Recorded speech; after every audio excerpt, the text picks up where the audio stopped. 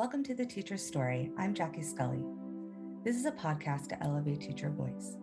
In this program, you will hear teachers sharing their journey into this profession and their ideas for education. This is about honest, vulnerable, inspiring storytelling. It's a time and a space for teachers to share their ideas for the future of education. Teachers are beautiful beings who give their heart and soul to their community. They're innovators, they're inspirational, not only to children, but to the people around them. And they deserve to share their voice. So welcome to The Teacher's Story. Enjoy. Hi, welcome to The Teacher's Story. I'm Jackie Scully, and today we have Diane Woodford with us. And Diane is a former nurse educator. And when we first connected, we shared a lot about her background. My mom was also a former nurse and nurse educator, so we have that in common. Today, she has a podcast as well called Love Drops, which I will also be on. I'm so excited for that. She is an author, and she's helped me a lot on my writing journey. And since my first book will be coming out as well. So thank you for that, Diane. And also has her Path to Transformation community, where I have shared some blogs and read other blog posts in our More Joy community. So lots of connections. I'm so blessed to have Diane here today. So thank you. Well, thank you for the invitation, Jackie. It's so awesome to be here today. And thank you for that introduction as well. You're welcome. So let's get right into it and share a little bit about what inspired you to want to be a nurse educator or just be in the nursing field. All right, so let's just jump in. So I wanted to become a nurse because I wanted to help people. I wanted to be of a service. My mom, she had some health challenges growing up. So I was sort of like a caregiver with her in a way, and it inspired me. So once I became a nurse, I immediately knew that at some point I would want to go into education. And that was because I felt like nursing education had some rough edges around it, and it just needed to be smoothed out some, because every nursing student doesn't learn with that tough, hard approach.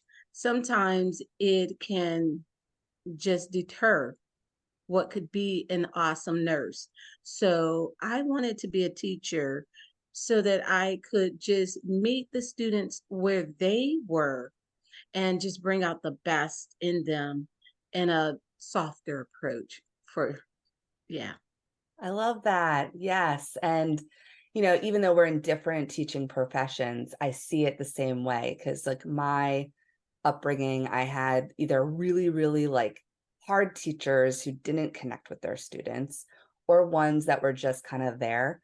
And so this idea of wanting to be there and meet students where they are and wanting to connect and give them that support so that they can be the best they can be in their field. And you want to have great nurses, right, in the nursing field. So Absolutely. ultimately, your mentorship is part of that.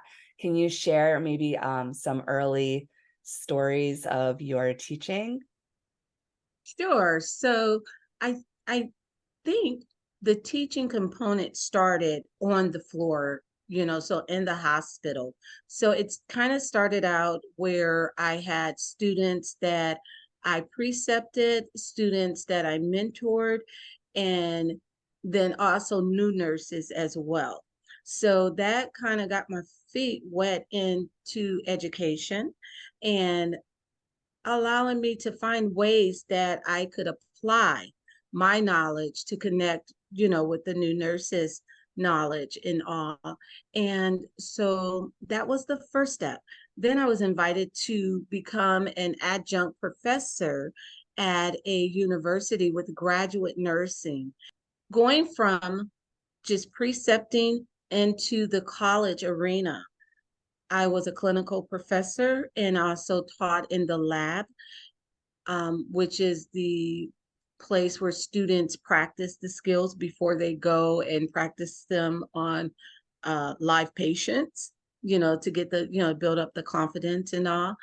And so there were adjustments that needed to be made because although these students were graduate students with degrees in other fields, there was unlearning that had to be done. And so that was one of the biggest tasks going into teaching for me, is to help the students kind of unlearn being a LPN, which is a licensed practical nurse, or unlearn being a medic, because there were different skill sets that would be required in becoming a nurse. And so just navigating that was like one of my first challenges.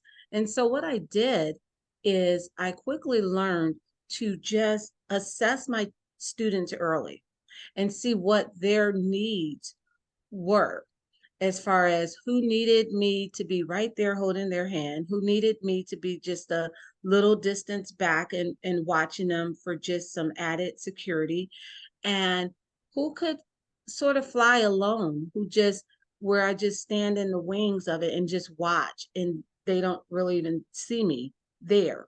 So that was the greatest, uh, I would say, application that I could make as a professor, because that is where you realize that not all students learn the same, are the same, and will receive your teaching the same. So that was a big thing for me. Yeah, that's so true. And I often talk about this with other educators, and this is great to like hear it in the nursing world because it's not that different. It's this differentiation, right? Every learner is going to have different needs, is going to learn in a different way. And when you're in that teaching role, you really have to be intuitive. Like that's why I always say, like, there's training to be a teacher in any kind of field, but I think you have to have something internally that's part of you, this intuition, this nature, which nursing and teaching go hand in hand. I think you have to be very intuitive just to be a nurse. And you have to Yeah. read people, right? You have to, it's not just about technicality and the science and knowing all the medical terms and all of that, but you have to be able to read people to know how to respond and how to be there for them. And that's the same thing in the teaching role. And it's very much about your intuition and saying, this person over here needs a little bit more attention. This one actually wants Mm-hmm. me to back off a little bit. So I love Right. that we have that shared experience. You shared Mm. with me before when we were meeting about a story about a student that you had to give a little bit of, that tough love to really have them shine. But those moments that can be very difficult when we have to make a call. So if you wanted to share a little bit about that, because I thought that was pretty inspirational. Oh, for sure. So again, my students were adults. All of my students had degrees in other fields. So we were not, dealing with children. So one of my older students and I had a teachable moment, and it came out of just some pushback. She had did some inappropriate um, things on the floor where we had to have a sidebar in conference. And so she felt the need to challenge me in pre-conference with all the other students around. And that we had to pause there because I had to make a decision on how best to handle that situation. So initially, she tried to bring another student into it. So my first task was separating the two. I gave the other student the choice to come along on the journey, but she would also receive the consequences, and that was her choice. And she made the wise choice and separated and went on to clinicals. With that student, I was presented with a really hard choice, because was I going to allow that student to go onto the floor and practice for the day and then deal with it later? Or would I make the hard choice of sending that student home, letting the situation cool down, and taking it from there? And so I went with the second choice. I sent her home. I called my director and let her know what was going on and told her my choice. I sent her home. And what that did is it set a tone. It set a tone that, there has to be a sense of respect. As adults, I respected all of my students, but them respecting me as well was not an option. And I knew that if I had allowed that situation to go further down that rabbit hole that it was spiraling into, that I would lose all credibility. I Mm. mean, everybody else would come for me, everybody else would challenge, and there would be no learning. And the main thing when teaching, educating, is the learning. So even those hard bumps like that are teachable moments. It's something to learn. And so, you know, we did come back together. She finished, the clinical, and we found our way around that curve. But I believe if handled differently, it could have went a whole different way. It could have went a whole different way.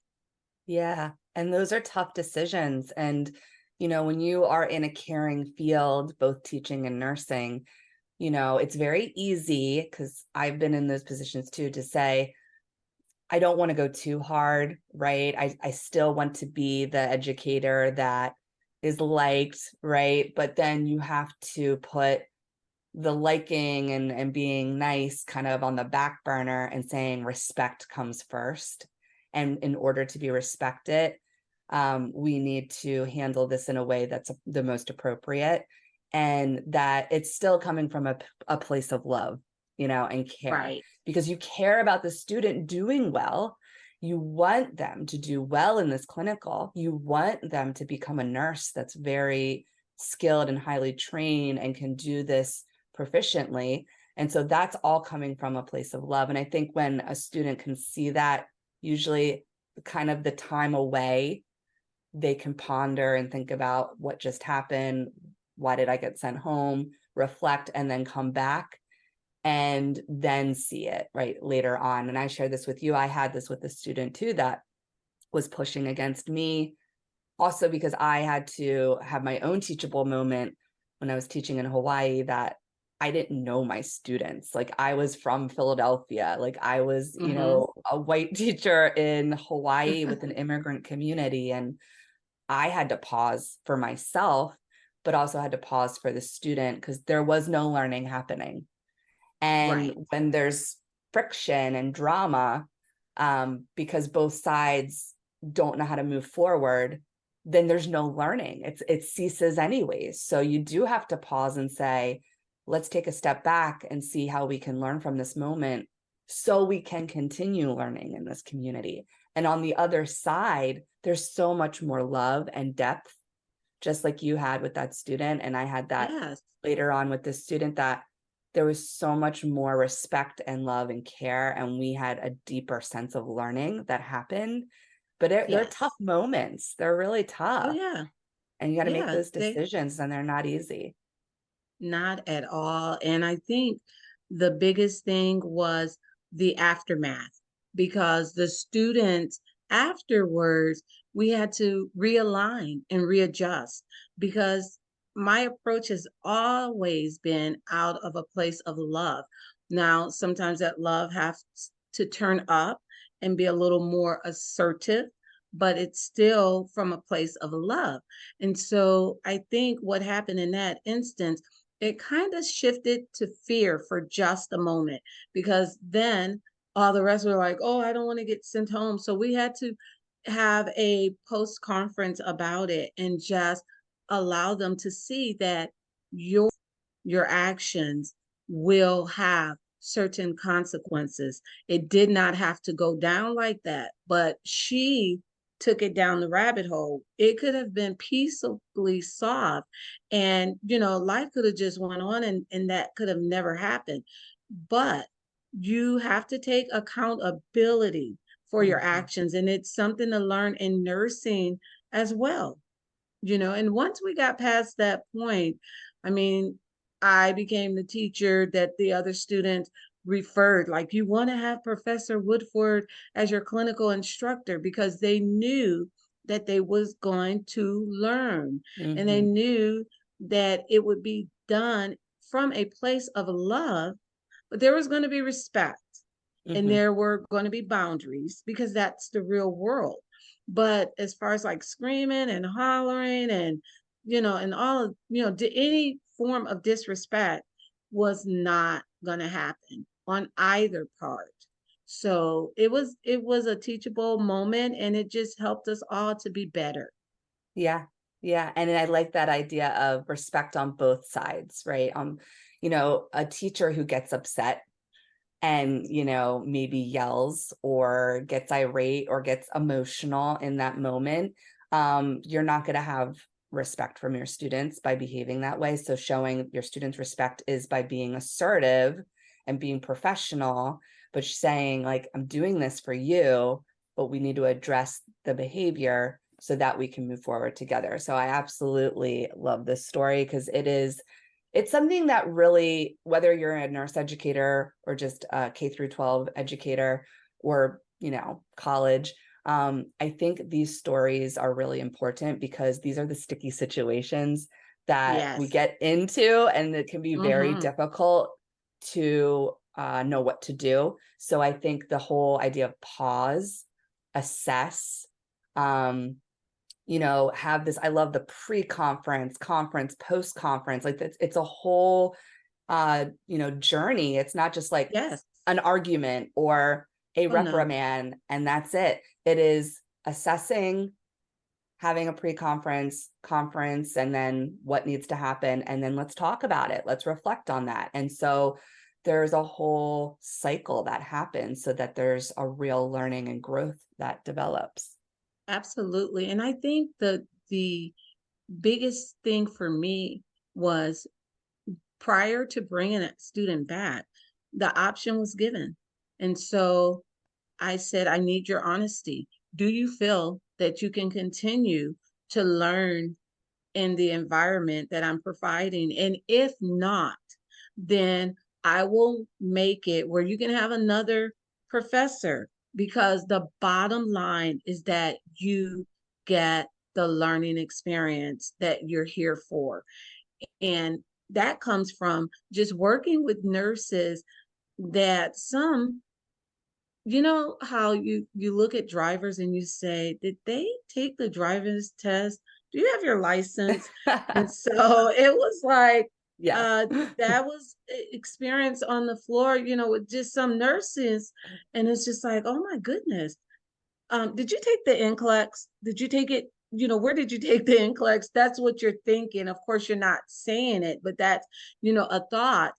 Yeah. But the way that I am wired, when I see that, I don't want to just look at it and say, what a shame. I want to be a part of the change. And so that was another reason that I got into teaching, because if the master has a chip on it, and by that I mean if the instructor or educator has like this flaw, like they're teaching from a place where it's like that's not really safe, where they're giving shortcuts or things like that, then every student that comes through is picking up.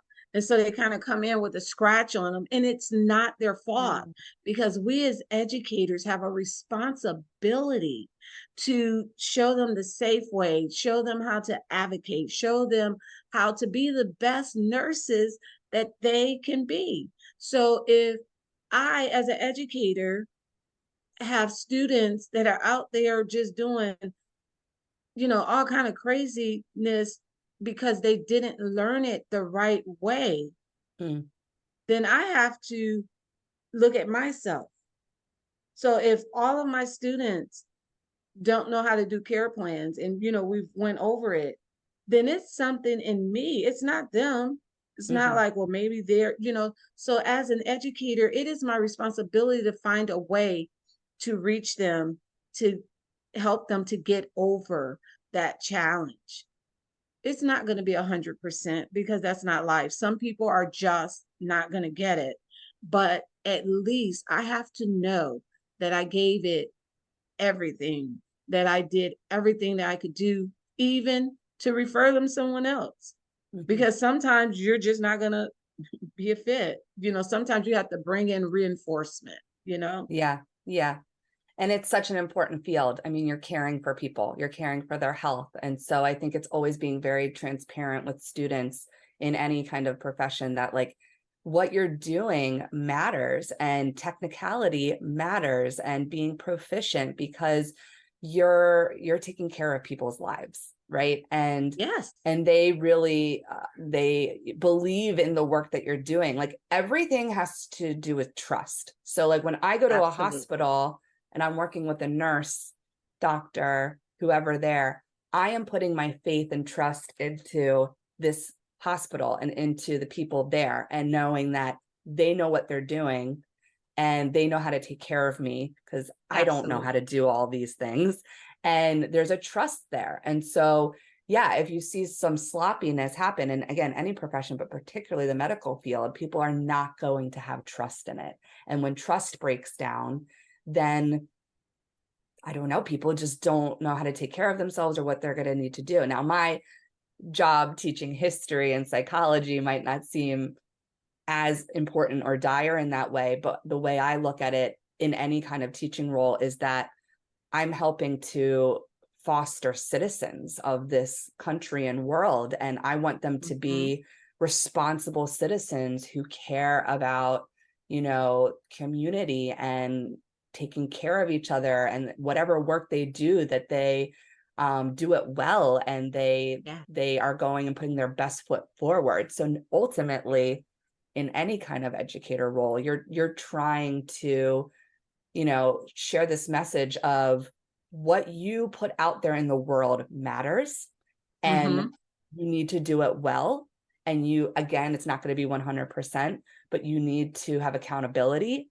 And when you're Yes. an adult, you are accountable, you're responsible for whatever work that you're doing. And it all matters. It doesn't matter what the field is, it all matters because you are impacting another life in some way, right? Absolutely. And that's like the message at the end of Absolutely. the day. And I think in education we need to just be more transparent and say, Yes. I'm not just teaching you history because I'm a history teacher and I think these events in history are important, but like, Hmm. why are we doing this? Why am I teaching you to be Absolutely. a proficient Absolutely. nurse? They need to know the why, and Absolutely. that it really does matter and impacts other people. I want to jump in and say another thing. That trust, oh my, that just resonated so strongly with me. Trust also means letting them know, hey, I I don't know everything. And I think that when you're an educator, if you try to fake it to make it, that is one of the biggest places you will lose trust because they Mm. will stop kind of believing in what you're saying if you make up something. So it is so much better to say, you know what? Let me look that up and I'll get back to you. And I use that as teachable moments. But when they see, when your students see that you as an educator, you don't know it all either, and you are transparent and you say, you know what, I'll get back with you either by the end of this clinical or the next clinical, I'll have something. And that's a charge on you to go and do the work because that's part of your obligation, that's part of your responsibility in their learning, that if you don't know something, you go figure it out, you go learn that so that you can come back and share it. Mhm. So, and when they see that, I've done it maybe once or twice, but I've been told by the students that that was a thing that just helped them to be so much more relaxed in our clinical setting because they knew that they didn't have to be perfect because I'm not perfect. They knew that they Right. didn't have to know everything because I don't know everything. And that makes them ask questions Yeah. because they Yeah. feel like you're not going to judge them because you don't know everything either. Yeah. Yes, that is so key because I will often say too, it's like I am a professional in this field, but I am not an expert. Nobody's actually really an expert. We all are learning and growing and have questions all the time, but it's important, like you said, to go and do the research and come back with something, even if it's still not like the answer, right? I get all kinds of questions in my psychology class, like out of left field, that I'm like, oh my gosh, I never even thought of that before. And I'll often say that too. I'm like, I didn't even think about that. That is a really cool question. Let's look it up. Mhm. And even if I come back with something that doesn't completely answer it, it's giving us a step forward in that process of just knowing something more. And I just love the idea of being curious with the student. Like the student's Mhm. curious, and then you are being vulnerable, saying, I don't have the answer, but I'm curious and I'm going to go and look this up. And even if they want to as well, and then come back and say, this is what Mhm. we found from our research. And then they see you as a team player, like you are Yes. part of it with them. Yes. And it does build trust. It Mhm. allows them to be more open to Mhm. asking questions. It's also, they're open to not being perfect, and that you Yeah. might make mistakes and fail, but that's part of the learning process. So Yes. all of this is so, um, I feel like it's like the foundation of what education should be, right? Having these Absolutely. conversations with our students. Absolutely. I Absolutely. love And then just getting in there with them, because there were clinical instructors that will come in and they have on their Louboutin and they have on their designer pantsuit with, the white jacket. So, as a student, and I'm looking at you, are you really going to come in here and help me, maybe ambulate a patient, or, just get in here with me, get down and dirty with me in your Louboutins and your, designer pantsuit with your jacket? Or you see the instructor come in, she has scrubs just like you, stethoscope on, shoes like yours, hair tied, because at the time I had longer hair, but I modeled for my Mm, students what I wanted to be reflected back to me. So I just modeled it. And then it's just like, so now you return, let me see it back. And so you can't start that IV, then come on, let's go. And, let me show you how to do this. Let me show you how to drop this NG tube. Let me show you how to ambulate. And the skills I found with the nursing students, they had the skills down pat. Like the skills was not the issue. It was the psychosocial. mm. And so to this day, I still stay in contact with several of my students. And just this week, I spoke with a student because this podcast kind of inspired me to have a podcast on my show with a few of my students, and just asking, what is it that they learned with their time with me that they're still using in their life today. And so I have a student, a nurse practitioner, and it's a male student. And he says, Diane, because they wanted to keep calling me Professor Woodford. I'm like, if you don't call me Diane, and some still will say it and then they'll catch it, because it's like, okay, we're all professionals now. You can call me Diane now.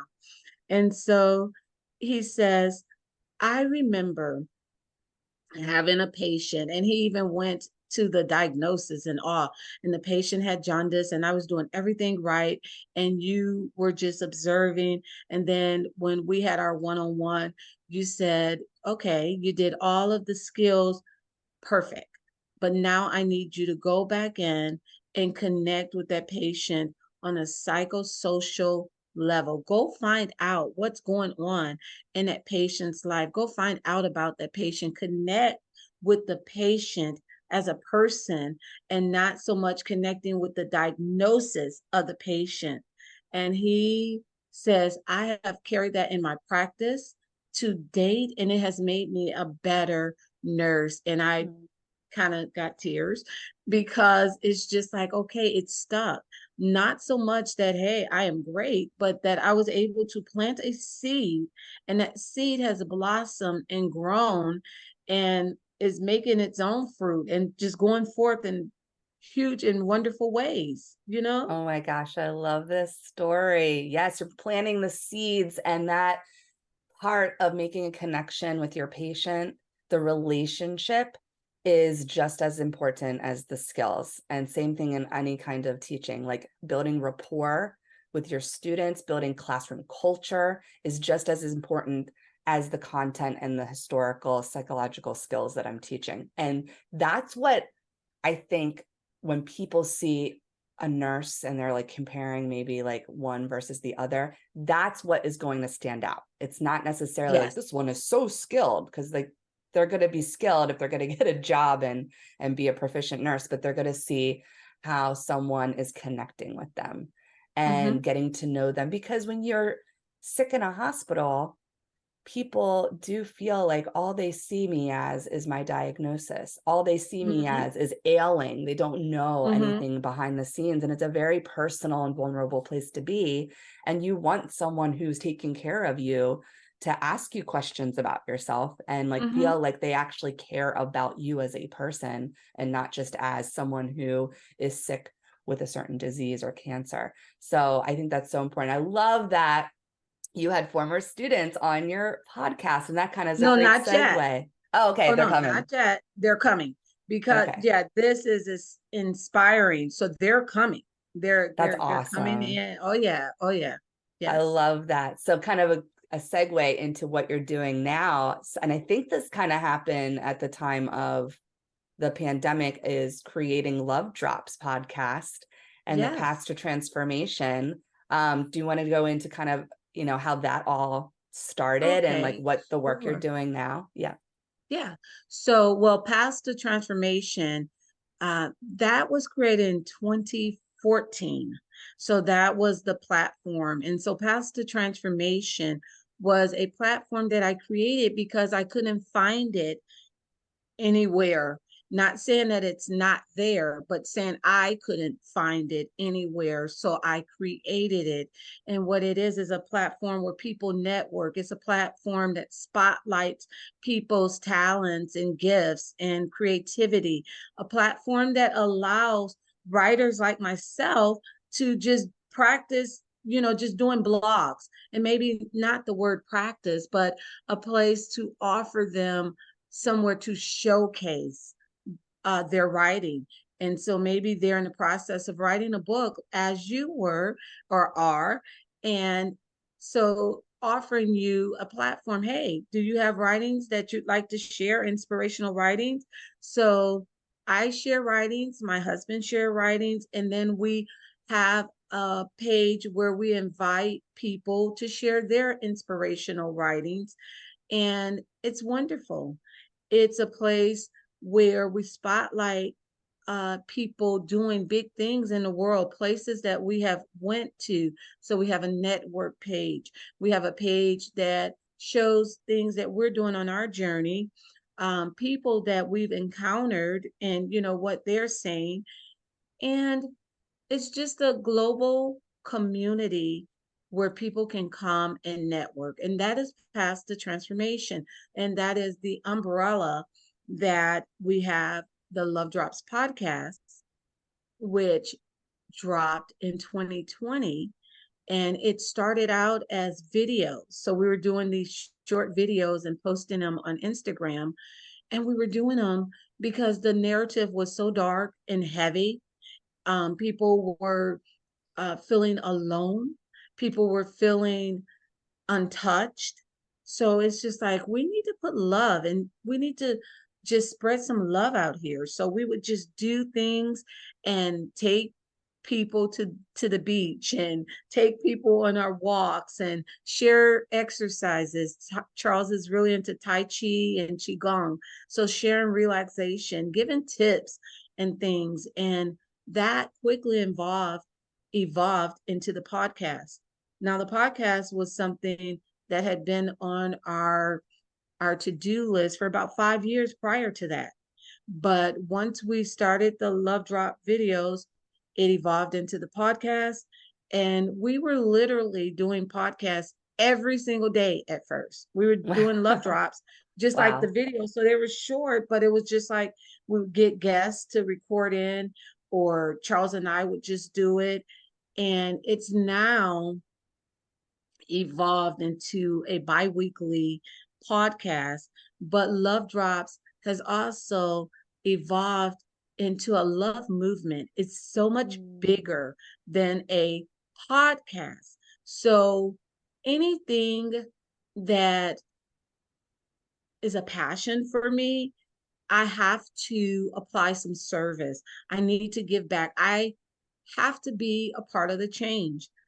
I feel like we have just sat around the table and talked about the issues and things that are going wrong or things that are going to the left, but what are we doing about it? I feel like time now is a time to shift. So no, I am not available to sit around and talk about the problem, but I can meet you in the solution room. I can meet you in the place of action any day, anytime, but just to talk because we know that it's there, right? So the first year on Love Drops, we adopted a family, two little girls, single mom, and we allowed them to pick gifts, and our supporters and listeners helped to get them all the gifts. And they had some pretty high price gifts on their list, but love conquers all and love never fails. So you'd be surprised what love will bring about. And so last year, which was our second year outreach and second year doing it, we did two things. We all year long we did a it was the mealtime giveaway. And so what we did is every month was the goal that we would give a gift card to a family to eat. It didn't even need to be a family in need. It just a family, however it dropped on us. And so they would get a gift card for either a grocery store or a restaurant and just random. So it was just a love drop. They didn't know it was coming. It's just they just got it.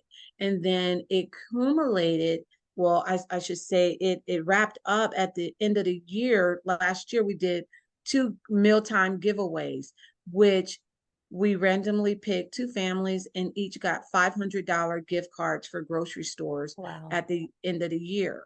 And then we also, instead of two children, last year we were able to select 10 children, five girls and five boys between 5 and 12, and they picked off of an Amazon wish list, and they all had three wishes. And that was just to show the babies that they mattered, because the Mm. kids had went through Yeah. so much in this pandemic.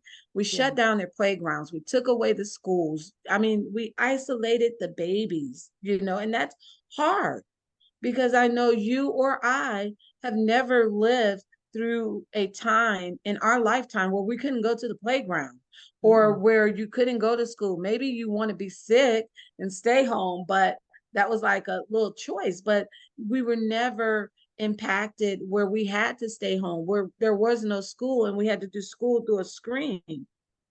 So it was just Yeah. our way of just pouring love back into the children and letting them know you matter, we care.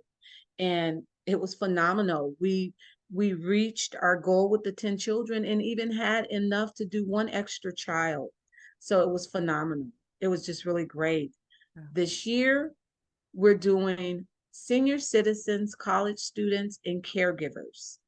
And your listeners can find out more about that on our page. I would like to invite them to just go to the page and see what we're doing. And if they feel led to participate in supporting, what we're doing, we put everything that we do on the website. So even the video recordings, because when we did the reveals and followed the kids' wish list, all of that was on the podcast so that people could hear about it and just kind of go along on the journey. And then we also have some of the children responses to the gifts that they receive, so that's out there on the website as well. So Love Drops is more than a podcast. It is a love movement, and we're growing. We're going global, and we're looking to do big things on our fourth year because we're celebrating 3 years Wow. podcasting. So yeah. This is amazing. I had no idea it was like this so much giving and just from your heart and Charles's heart to want to give love to all of these people, these families, these children, and now like senior citizens. And just because you saw it was missing, you saw that in the time of the pandemic and even, coming into this time, there's so much love that's missing, and people often pay attention to the darkness and they pay attention to the problems. And you are flipping that on its head and saying, no, look at all this love, people sharing, people donating, and what we can give to these families and these children. And it's there. And when we focus on that, that makes other people want to get involved, like a movement. And so I will definitely share your platform, your website in the show notes, and have, invite people to come and check out your work that you're doing with your husband and, be a part of this movement that you can be a part of giving. And I always get this question, like when I started my podcast too, and I don't do anything like this, but now you're inspiring me to have something built into maybe this teacher story platform where we're giving to the classroom and to teachers. Yes. But people always say, like, well, why are you doing this? Like, do you make money from it? Or like, what are you getting out of it? And I'm like, we need to shift this mindset that everything has to Yes. be a job that you're getting income for. Mm. That's great if that happens. And that gives a person maybe more ability to give in whatever Mm-hmm. way that they want to. But why can't we just do things because they feel good and they feel like it's the right thing to do? Like I created a Absolutely. platform so that people felt like their voice mattered and like their story matters, and just a place to feel like heard, like why don't we just do things because it's a passion? It's just something that just feels right, instead of going right to the default of, well, why are you doing this? What are you getting out of it? Like that's so Exactly. egotistical, and like going right to the personal, like, what am I getting out of it? I'm like, what I'm getting out of doing this podcast is this right here, this connection. And I'm Mm. learning, I'm growing. You're giving me inspiration and ideas to become a better person and want to give more. And it's all a flow. It's all just a connection, and how we're all part of this together. No one is sitting somewhere isolated anymore. Even if we were isolated Right. in the pandemic, I think one thing we're seeing more is that we are interconnected. We Mm-hmm. are all helping each other on this journey of life, every single Mm-hmm. person we talk to. And if we see it that way, it makes life so much more enjoyable. Like it's like Yes. when you're going through hard times, when you focus on all the people that care about you and that you care about all these people and how you're connected, it just makes it so much better. So Yes. I love Yes. this. I love the love drops Yes. movement. I love it. I feel so blessed just to be able to do this. And it's so funny because I just got the question last week, well, the week before, because we were on vacation last week. But the week before, I got the very question. So how do you monetize love drops? Like, well, how do you, I say, huh? And they're like, well, how do you make money? I was like, yeah, that's not it. That's not it. That's not it. I on our website, we have a donation page and people can donate, and people have made donations, and we have used those donations and poured it back into what we are doing in the world, and they help. But no, there is no cause. I mean, I think that's part of just love drop. There's no price on love. And if you put a price on love, then you're changing the whole characteristics of love, because Yes. love is unconditional and love costs nothing. There is no price on love. So no, there is no price on love. Yeah. Love will bring to you what you need. So if it is financial resources, or if it is just resources that we need, it comes. It comes, but it love attracts.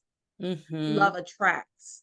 but love has no price.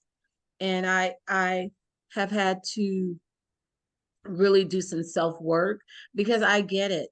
Some people, it's a goods, it's a service, and so there's a price there, and it's like it's a cost for everything. It's almost like we're living in a world where it's like, hey Jackie, you want to be my friend? Well, for $24.99 a month, we can be friends, and we can do friend things. And so it's just like, huh. And then it makes you think, well, what if I don't have the $24.99 a month? Are we still gonna be friends? Can we still do friend things? And I that's not what I want. I'm not Yeah. saying it as right or wrong, and I'm definitely not saying you do your truth, you do what feels right for you, you do what gives you peace, and I much success to that. But what I'm saying here is that some things just need to be. Some things just Mm, need to be, yes. because then there's the authenticity of it. Like the mealtime giveaway cards that we were doing just random, those people didn't know it. And it's so funny because anytime that we do something, like we'll do a big outreach at the end of the year, but throughout the year, we're doing love drops just to random people. Like it can be people and they can live in a mansion, doesn't matter. Yeah. They still get a love drop. A love drop is still a love drop. And you'd be surprised how it hits with people that have everything, because it hits even differently Mm, because they know, like, they don't even need it. But it's just like, wow. So you send them a candle, you send them a nice candle from someone that's in your, circle that produces candles. You have a friend that has a business, and so you're doing a love drop because you're purchasing from that business, so you're supporting a friend, and then you taking what you purchased and then you sending it out. So it's just like the love drops just mm, flow. It just circumvent, and it just flow. And yeah. that's what it's all about. And you know what, Jackie, it flows to Charles and I as well. Mm, It flows just having wonderful connections, just being able to meet people like you, mm-hmm, mm-hmm. just to make beautiful connections. That's what it's all about. That's If what it's we all about. saw love as a currency, it could transform the world because it really is it just like you're saying, like real love is unconditional. So like even just getting rid of the word conditional love and unconditional love, because if it's really love, it's unconditional. You shouldn't even have to say unconditional. It is a Exactly. currency. I have found through all of the connections I have made through doing this podcast, through the communities I'm in, and there's like no money coming in, but the currency of love is flowing. And Mm, I've been in so many different relationships with people where we exchange. I do something for you, then you do something for me. I care about supporting you, you care about supporting me. And it's this energy that flows. And it's also a genuine relationship. It's not just like I scratch your back, you scratch mine, right. conditional. It's like, Right. no, I really care about the coaching Yeah. business that you're trying to build because you want to help other people. So I'm going to support you by either bringing you on this show or talking you up on a post on LinkedIn or whatever what I know I can do for you. And then Mm-hmm. that comes around without me expecting it. And then someone's like, hey, you're looking to create a website. And I know that's really important for you because you want to like showcase the things you're doing because you want to help other people. And then I know this person. And so I've seen this in the last like 3 months exponentially, so much exchange happening. And it doesn't have to be about actual monetary like exchange, but this exchange of love and this exchange of how people help each other with their message. And yeah, what you're doing is purely, philanthropic in the way that you're just giving to strangers and giving to people.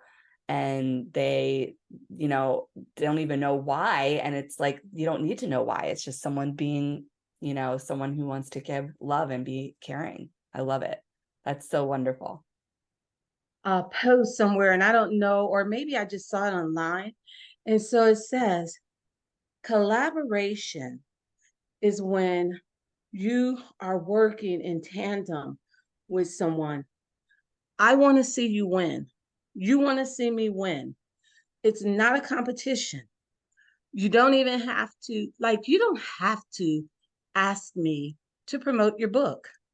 When your book comes out, I want to see you win. You want to see me win. And we just act accordingly, period. It's not a competition. It's not a race. Because to be honest, I have friends on multiple levels. I have friends that are so high, they are out of the stratosphere. I have friends that are coming up behind me. I have friends that are flying next to me. And the thing about it is, there is no competition. Yes. It's just, hey, and here's the thing. Here's the thing. I love that I have friends, not people, not followers, not, thumbs uppers, but friends that are out of the stratosphere because guess what? If I need to scream up there and say, hey, what you need? Boom, here comes the road, right? So it's good to have friends and collaborations on various levels without the competition. It says a collaboration is where it goes back and forth. A collaboration is where you want to see each other win. Mm-hmm. But if we're doing something, whereas we're calling collaboration, but it's like I want you to purchase, or I want you to this, or I want you to that, and it's always money, then that's a transaction. Mm-hmm. That's a Mm-hmm. transaction. So Yes. I think that when we just make clear defines, is it collaboration or is it transaction, right? And you have, it helps you on your journey when you just define those lines. I've just made some very amazing collaborations, just in this LinkedIn community. If I had not gotten so involved, I would never have met you. Yeah. So, Yeah. and so many just other people. And it's wonderful because you have your communities and networks, but I think the whole thing about love is that it flows. And if you look at it as love flows, then that means that people are going to be constantly coming in and out and in and out and in and out. I think sometimes what we do is you want to just hold on so tight, and then you're not making room because you're steady Mm. going, and it comes back. Yeah. It comes Yeah. back. So you have to allow the love to flow. And if you allow the love to flow, it will change your life. Yes. I know it for a fact. It will Yeah. change your life. Oh my gosh. Well, I want to end on that note because that was so beautiful. I have nothing more to say because that was so eloquent. And it all comes back to the original, part of your story is being a nurse educator, myself being an educator.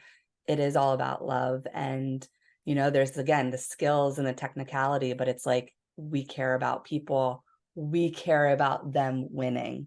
You care about your nurse students winning and being the best nurses possible because then they can care for others and they can help others win, and it's all a ripple effect. And same thing, like I Yes. care for my students and I want them to win and succeed so that they can go into the world and do that for other people. You're just Yes. passing the baton. You just keep passing it and you Yes. keep sharing that love, and it's an energy and it's a cycle. And if we just view our whole existence in that way, that is the meaning of life. Like everyone's like, what's the meaning of life? The meaning of life is this cyclical energy. It's constantly give, receive, and letting it flow and move, because in that movement is when we feel so fulfilled. We feel so much love and we feel like we're part of something. When Yes. people feel the darkness or they feel I can't do this life anymore. Talk about like mental health crisis with children and just in people in general. It's because they don't see that cycle and that connection, but we're all part of it. And I think Yes. it's all part of our, I want to even say, responsibility to help Mm-hmm. wake each other up to it. And that's Oh, what I we're love doing in this conversation right now. And that's what I've been doing in conversations with people recently is like, we all have a responsibility to wake each other up to this interconnection. Absolutely. yes. Yeah. Absolutely. Yeah.